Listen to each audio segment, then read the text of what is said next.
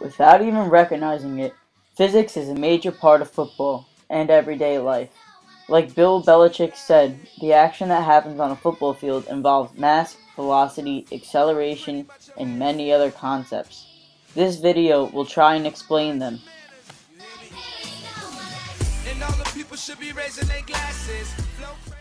If you noticed, Andy Dalton faced the challenge of throwing the ball over the linesman's hands so that they could not block it. In order to find out the maximum height of the ball, we must use the equation distance of y equals 1/2 of the acceleration in the y direction multiplied by time squared, 1 second being the time and 9.8 meters per second squared being the acceleration. We get the answer of the ball reaching 4.9 meters from the ground and about 3.4 meters from where the ball left his hand. At this point, the wide receiver, Jerome Simpson, number 89, has just received an 11-yard pass from quarterback Andy Dalton.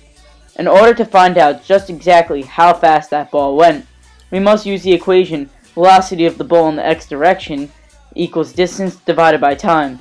What we know already is the distance, 11 yards, and the time, 1 second.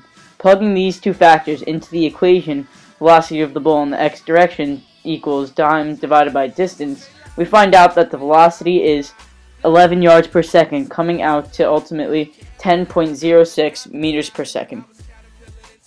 When Jerome Simpson runs, one thing that is incorporated is Newton's third law, which explains that the mutual forces of action and reaction between two bodies are equal, opposite, and collinear. Jerome Simpson pushes down on the earth with the same force that the earth pushes back on him. Another force to consider is friction. Friction is the opposite force acting upon another force, and even though Jerome Simpson's legs are moving forward, his leg muscles are pushing back on the surface, which in turn propels him forward.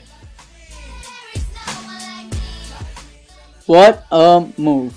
Now that Jerome Simpson has just stuck a landing over Cardinals linebacker Darrell Washington, we must understand that this did not just magically happen. The instant that Jerome Simpson hits the turf, he was decelerated from the acceleration of gravity of negative 9.8 meters per second squared to 0, because the ground was pushing up on him at the exact opposite rate of 9.8 meters per second squared times his mass in the upward direction. This explains why when we jump, we do not go through the ground unless there is an imbalanced force and the ground is incapable of pushing upwards at 9.8 meters per second squared times your mass.